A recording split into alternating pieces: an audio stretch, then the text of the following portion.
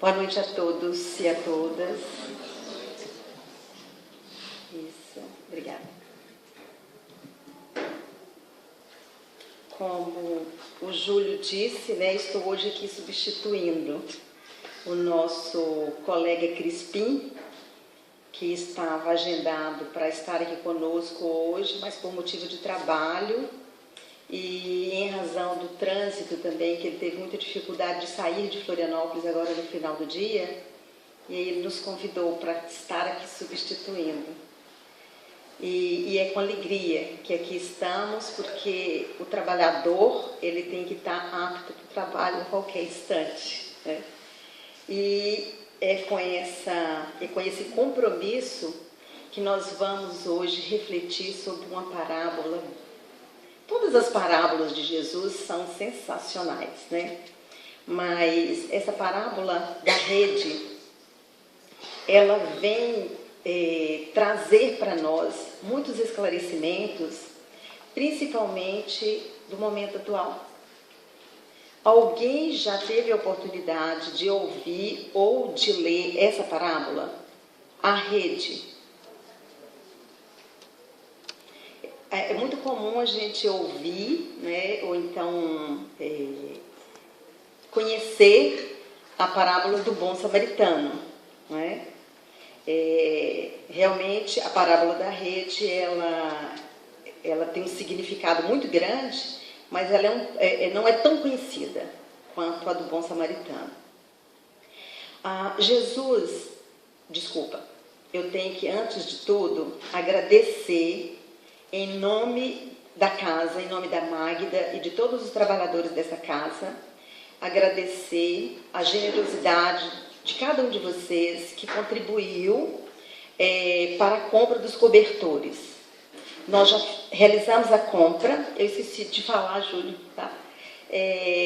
Nós compramos 95 cobertores, 95, 85, agora eu não me lembro, mas eu acho que 95. E esses cobertores estarão chegando aqui na próxima semana. Saiu hoje de São Paulo, porque a gente consegue por um preço bem razoável. E na próxima semana nós já estaremos fazendo a distribuição deles. Ou então nos dias de frio mais intenso. Tá? Mas aí a gente vai convidando vocês também para participar. Voltando à questão da parábola, Jesus, ele buscava contextos muito próprios da realidade daquelas pessoas. O ensinamento através das parábolas era exatamente para que eles pudessem refletir e apreender no coração e na mente os seus ensinamentos. Quando a gente fala de rede, a gente já lembra da pesca da tainha, né? Que é muito comum aqui para nós, dessa nossa região. Então, pensando em rede, nós vamos conseguir chegar até onde Jesus propôs com essa parábola, tá? Então, vamos lá.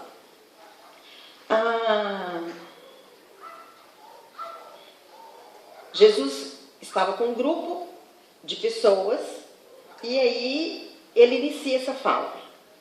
Novamente, o reino dos céus é semelhante a uma rede lançada ao mar, que recolheu todo gênero de peixe. Não é só a tainha não, tá? Geralmente, quando puxa a rede, vem outras coisas também, não é isso? Quem é que já viu como é que chama quando puxa a rede? O arrasto. Quem já presenciou um arrasto? É fantástico, né? Quando vem aquele cardume lotado, né? É vibrante. E recolheu todo o gênero de peixe. Quando ficou cheia, depois de a puxarem para a praia e de se sentarem, recolheram os bons em recipientes e os deteriorados jogaram fora. Bem comum, né? Assim será na consumação da era. Olha que informação extremamente profunda, trazida de uma forma muito simples para aquele povo e para nós hoje também. Ali haverá, para a consumação da era, os anjos sairão e separarão os malvados do meio dos justos e os lançarão na fornalha de fogo. Ali haverá o pranto e o ranger de dentes. Entendeste todas essas coisas? Esta parábola está em Mateus capítulo 13, versículos 47 a 51. Então vamos lá compreender essa questão da rede, do reino dos céus, dos peixes que são bons, que são separados em recipientes especiais, daqueles que não são bons, que são jogados fora, né? E aí ele diz ainda que quem fará a separação são os anjos, que terão como responsabilidade fazer a separação nessa rede. Então vamos lá. Primeiro nós temos que trazer o contexto material na compreensão do espiritual. Então, primeiramente, nós vamos pegar a rede e transformá-la em nossa vida, que todos nós temos de estar aqui em processo de aprendizagem, principalmente com os ensinamentos trazidos por Jesus. Então, a rede para nós seria esta oportunidade de estarmos aqui. Peixes somos nós. Voltando na questão da rede, é bom a gente associar essa rede com a lei de amor. Então, é uma rede em que a nossa vida, estamos aqui, tanto encarnados como desencarnados, imbuídos nos mesmos propósitos de elevação espiritual através da lei de amor. Então, isso se resume na rede. Vamos transformar essa rede num contexto moral, em que consiste na lei de amor. Peixes somos todos nós, encarnados e desencarnados. Então, quando Jesus fala, o reino dos céus é semelhante a uma rede lançada ao mar, que recolheu todo gênero de peixe. Então, é a oportunidade de todos nós, encarnados e desencarnados, que estamos tendo, de estarmos num processo de aprendizagem, de burilamento, de autoiluminação, tá? Em que todos têm a mesma oportunidade. Todos, absolutamente todos. E aí ele coloca que quando se jogou essa rede, então vamos imaginar Jesus trazendo a sua proposta da lei de amor.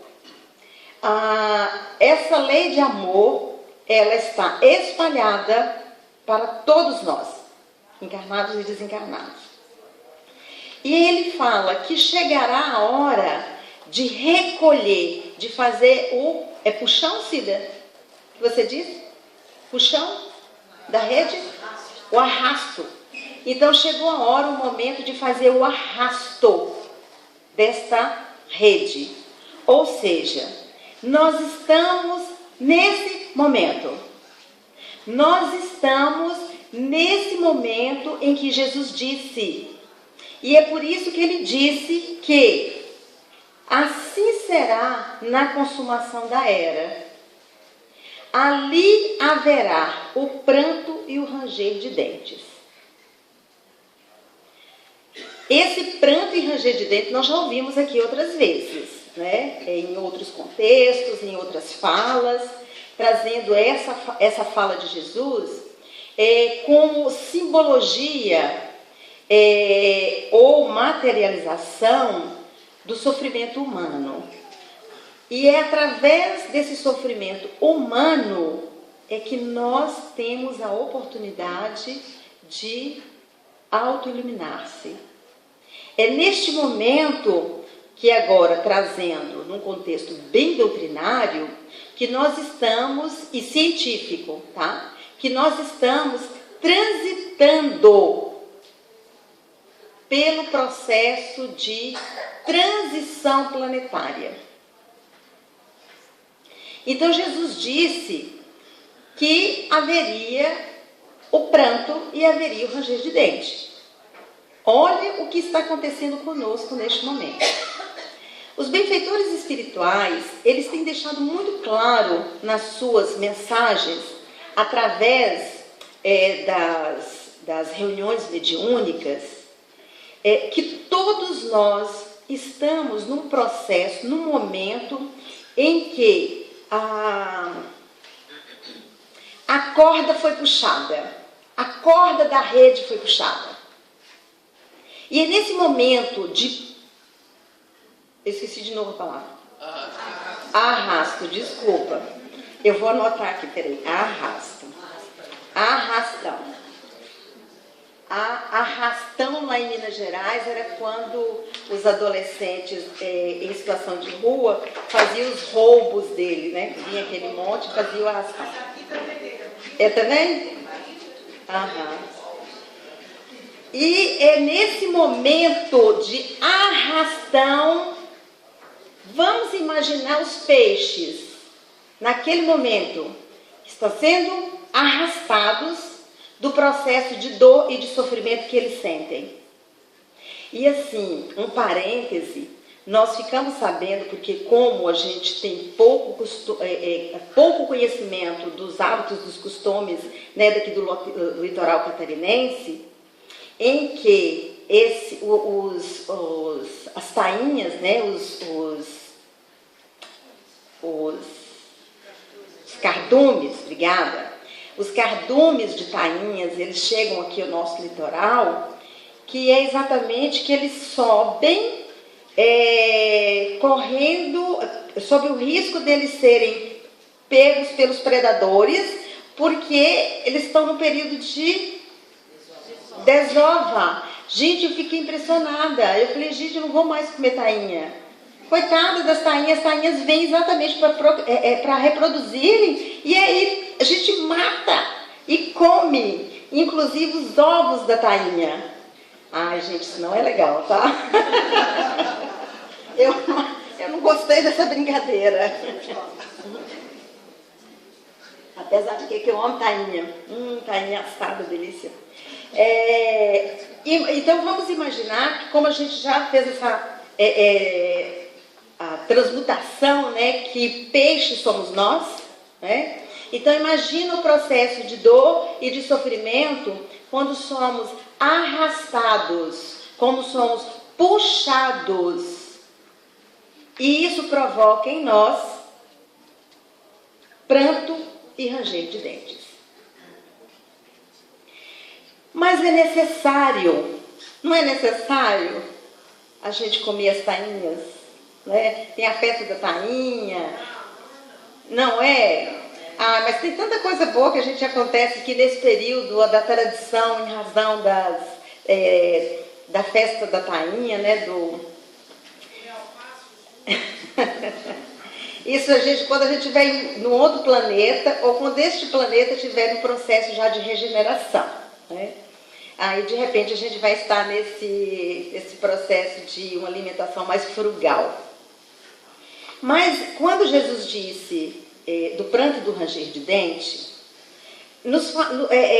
Kardec nos remete no livro, no Evangelho segundo o Espiritismo, uma proposta trazida pelo Espírito de Verdade, lá no capítulo 6, Cristo Consolador, quando ele coloca assim, nós estamos falando de pranto e de ranger de dentes, quando ele coloca assim, espíritas, amai-vos, este é o primeiro ensinamento, instruir-vos, este é o segundo. No cristianismo encontram-se todas as verdades, são de origem humana os erros que neles se enraizaram.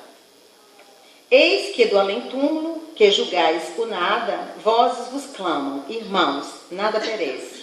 Jesus Cristo é o vencedor do mal, sede os vencedores da impiedade. Quando o Espírito de Verdade, ele nos convoca a amar, espíritas, amai-vos, espíritas, instruir-vos, é que o processo de autoiluminação, ele requer de nós a aplicação da lei de amor. Emmanuel, no livro O Consolador, ele coloca assim: a autoiluminação pode ser conseguida apenas com a tarefa de uma existência na Terra. Então, se a gente está buscando esse processo de autoiluminação, e geralmente esse processo, ele nos acomete exatamente no momento em que estamos no ranger, no pranto e no ranger de dentes, ou seja, em sofrimento. Ele coloca, ele responde, Chico pergunta e ele responde: uma encarnação é como um dia de trabalho. E para que as experiências se façam acompanhar de resultados positivos e proveitosos na vida, faz-se indispensável que os dias de observação e de esforço, olha a palavra, esforço, se sucedam uns aos outros. Ou seja, é necessário que o nosso dia a dia, que todos os dias da nossa existência nesse plano material, nós façamos um esforço para nos tornarmos melhores, para vencermos as nossas más inclinações. É necessário que tenhamos, por que no dia a dia? Quando Emmanuel coloca aqui, é porque no dia a dia é que nós somos pegos por situações que nos colocam num processo muito doído. É no dia a dia que nós necessitamos do perdão. E quando a gente fala perdão, é muito bom nós sabermos que quanto mais intimidade, mais necessidade de perdão. Ou seja, por isso que Jesus disse, ama o próximo. Quem é o próximo? O próximo é aquele com quem a gente convive. E se a gente tem muita intimidade com quem a gente convive, mais a necessidade de perdoar, mais a necessidade de sermos tolerantes, mais a necessidade de sermos piedosos, mais a necessidade de nos esforçarmos. Porque o resumo da nossa vida nessa passagem, nessa existência, ele tem que ser muito bom, ele tem que ser muito proveitoso. Nós temos que chegar com um saldo muito melhor de quando nós chegamos aqui. Então não tem essa de dizer assim, eu nasci assim, a síndrome da Gabriela, e vou morrer assim. Não, eu nasci assim, eu cresci assim, eu vou morrer assim. Não, eu nasci assim e vou desencarnar bem melhor, porque nós estamos num processo de aprendizagem. E com relação a esse esforço, nós estávamos numa das nossas sextas-feiras estudando o Livro dos Espíritos, e aí nós buscamos uma passagem que está na Revista Espírita de maio de 1867. Eu vou contar para vocês. Eu vou ler para vocês uns trechos, né, de um sofrimento humano, de um processo de pranto e de ranger de dente de uma criança de 12 anos de idade.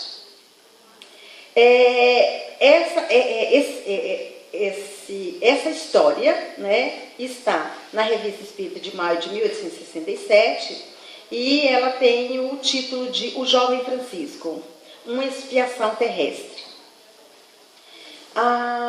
Numa boa e honesta família, morreu em outubro de 1866 um rapazote de 12 anos, cuja vida, durante 9 anos, tinha sido um sofrimento contínuo que nem os cuidados afetuosos de que era cercado, nem os socorros da ciência tinha podido, ao menos, suavizar.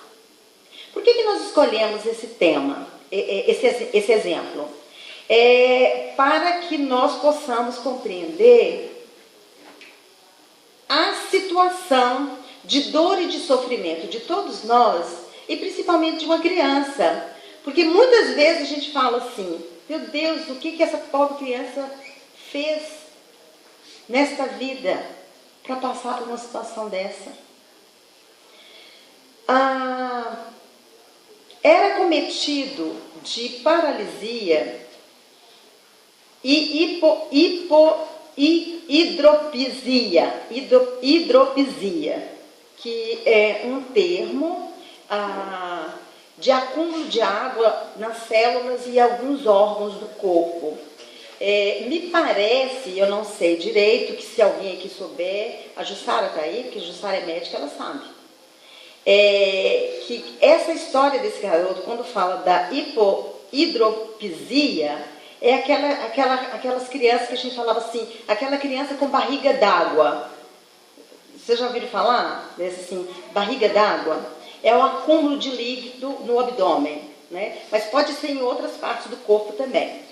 Então, essa criança, né, quando ele tinha 3 anos de idade, essa doença manifestou. Era cometido de paralisia e hidropisia, e o seu corpo estava coberto de chagas invadidas pela gangrena e suas carnes caíam aos pedaços. Muitas vezes, no paradoxo da dor, ele exclamava, imagina uma criança, né, gente? Que fiz eu, então, Deus, para merecer tanto sofrer? E, contudo, desde que estou no mundo, não fiz mal a ninguém. Então, era ele, com as angústias dele, questionando o Criador. Por que eu estou passando por isso? Instintivamente, esse rapazinho compreendia que o sofrimento devia ser uma expiação, mas ignorando a lei de solidariedade das existências sucessivas, ou seja, das reencarnações, não remontando seu pensamento além da vida presente, não se dava conta da causa que nele pudesse justificar cruel sofrimento. Uma particularidade digna de nota foi o nascimento de uma irmã. Isso aqui que é bem interessante. Quando ele tinha apenas 3 anos de idade. Então, essa irmã nasceu quando ele tinha 3 anos de idade e foi concomitante, que foi o processo do desenvolvimento daquela doença, daquela enfermidade. Foi nessa época que se declararam os primeiros sintomas da terrível enfermidade da qual devia sucumbir. Desde esse momento, ele sentiu, pela recém-vinda, uma repulsa tal qual não podia suportar sua presença, parecendo que sua vista redobrava seus sofrimentos. Então, o que acontece é que, quando essa criança nasceu, a doença desenvolveu e, com o passar do tempo, toda vez que essa criança chegava no quarto dele, que tinha contato com ele, ele dizia que aumentava a sua dor e ele tinha uma certa intolerância com relação a essa irmã. Ele não gostava daquela irmã. Mas mesmo ele não gostando dessa irmã, ele se esforçava, ele conversava com a mãe e falava assim: eu não sei porque eu sinto isso por ela. Sendo que ela é uma pessoa amável, uma criança dócil, e ela só procurava pelo irmão no sentido de acalentá-lo. E mesmo assim, ele nutria por ela uma raiva, um sentimento que não era dos melhores. E quando ele tinha 12 anos de idade, ele desencarnou. Como ele desencarnou na época exatamente do advento do Espiritismo, em que as pessoas, eles evocavam os espíritos no sentido desses espíritos trazer explicações, principalmente pelo seu sofrimento, essa criança foi evocada. E foi perguntado para ele por que ele sofreu tanto, por que com 12 anos de idade ele veio desencarnar, por que ele viveu 9 anos sofrendo. E aí ele responde: pequei, sim, pequei. Sabeis o que é ter sido assassino? Ter atentado contra a vida de seu semelhante? Pois então, não o fiz pela maneira como os assassinos empregam, matando imediatamente, seja com uma corda, seja com uma faca, ou qualquer outro instrumento. Não foi desta maneira. Matei, mas matei lentamente, fazendo sofrer um ser que eu detestava. Sim, eu detestava essa criança, que julgava não me pertencer, pobre inocente. Tinha merecido essa triste sorte? Não, meus pobres amigos, não tinha merecido. Ou pelo menos não me cabia fazê-la sofrer esses tormentos. E contudo eu o fiz, razão porque fui obrigado a sofrer como vistes. Eu sofri, meu Deus, terá sido bastante? Sois tão bom, Senhor. Sim, em presença de meu crime e da expiação, acho que fostes muito misericordioso. E ele continua o relato dele, e no final ele coloca que o que estava beneficiando ele no plano espiritual,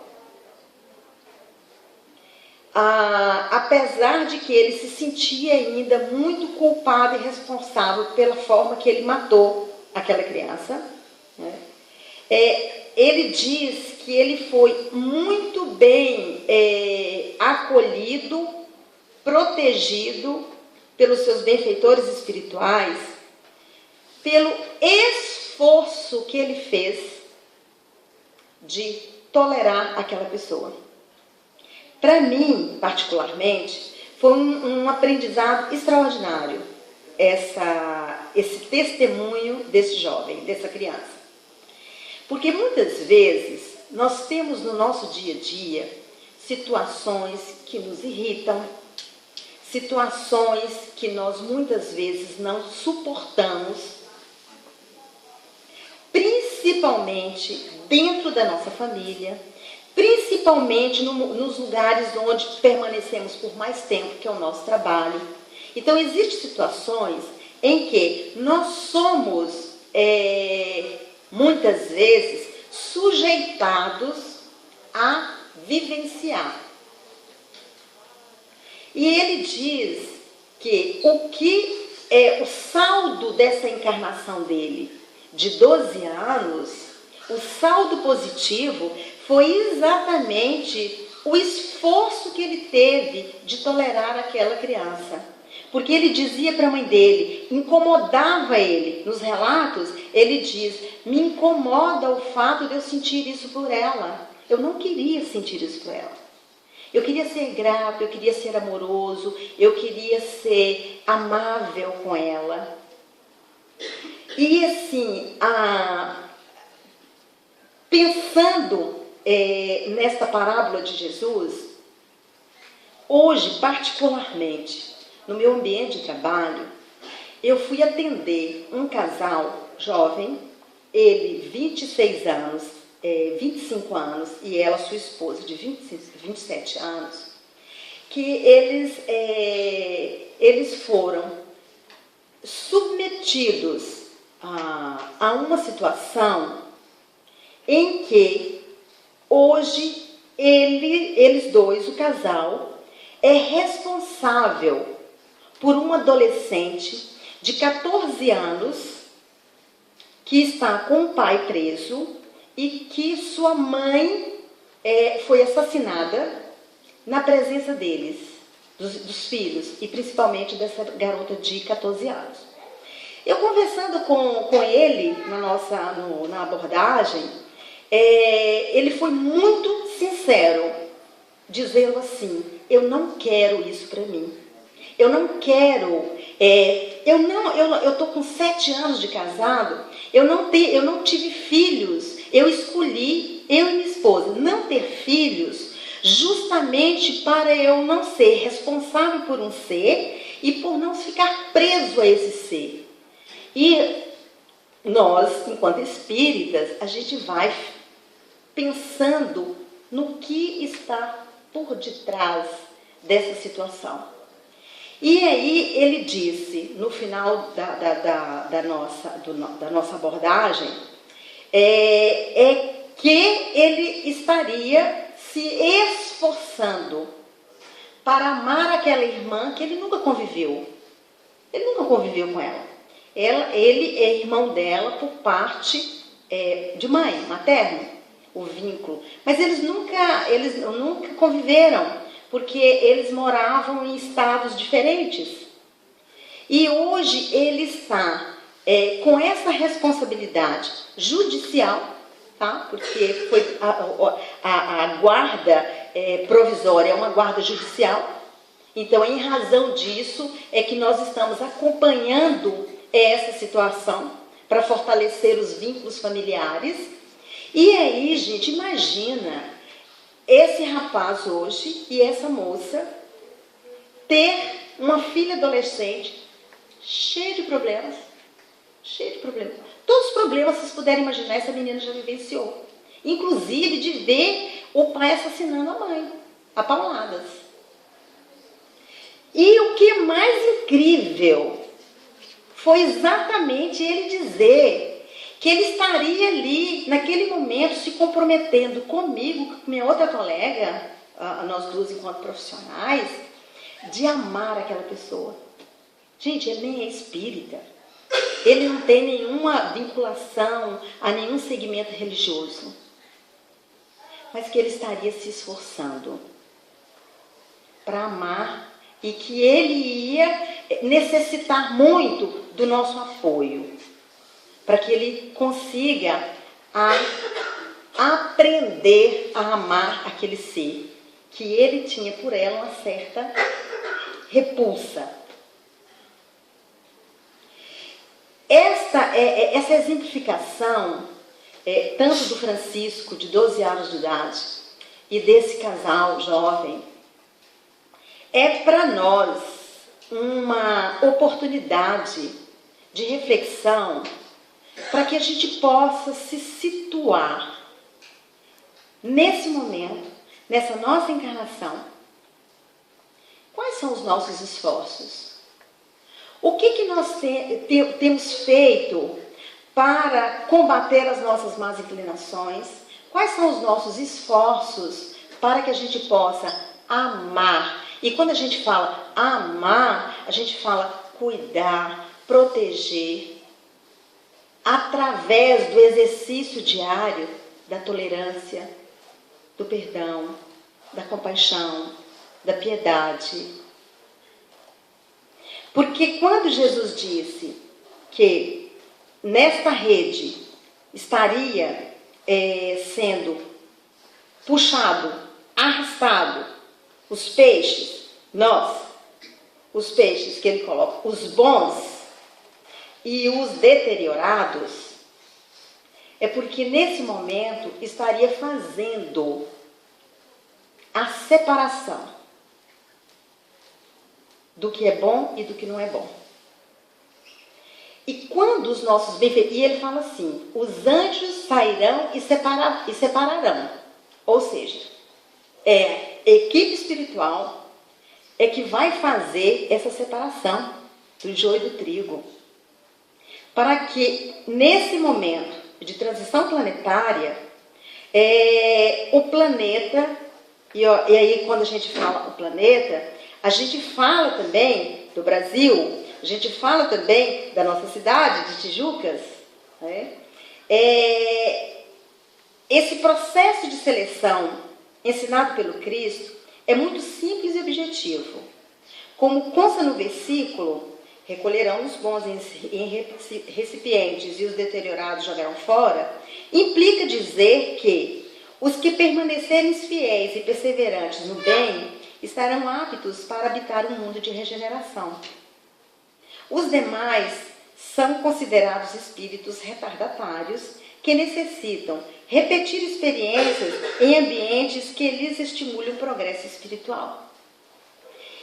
Então, que nós possamos quebrar esses ciclos viciosos reencarnacionistas que nós estamos encarnando e desencarnando, reencarnando e desencarnando, no mesmo processo, no mesmo grupo, com as mesmas necessidades, em razão apenas de não nos esforçarmos para estarmos em ambientes, em convivências mais saudáveis. Na questão 909 do Livro dos Espíritos, que é para finalizar, né, Kardec, ele pergunta assim: o homem poderia sempre vencer suas más inclinações por seus esforços? A pergunta que ele fez aos benfeitores espirituais. E eles responderam: sim, e às vezes por frágeis esforços. É a vontade que lhes falta. Quão poucos dentre vós fazem esforços. Então, que possamos sairmos daqui hoje comprometidos com nós mesmos, para que a gente possa se esforçar. Pequeno esforço. Olha aqui, é pequeno esforço. O jovem Francisco, ele dizia: mãe, eu tento ter amor por ela. Não consigo, mas eu tento. Eu tenho paciência quando ela entra no quarto e ele não a agride, mesmo passando pelo processo de dor e sofrimento que ele estava. E foi com esse pequeno esforço que ele conseguiu reparar grande falta daquele crime que ele cometeu contra aquela criança. Nós não sabemos absolutamente quem são as pessoas que estão no convívio conosco, no nosso convívio diário. Nós não sabemos. Nós não sabemos quais são os nossos compromissos morais com essas pessoas, com os nossos familiares, nos nossos ambientes de trabalho, com a nossa vizinhança. Nós não sabemos. Mas nós sabemos, enquanto cristãos, que nós temos que nos esforçarmos para nós tolerarmos, para a gente aprender a termos compaixão. E é nesse processo que nós vamos ajustando a lei de Deus, que consiste no amor, na justiça e na caridade. Obrigada.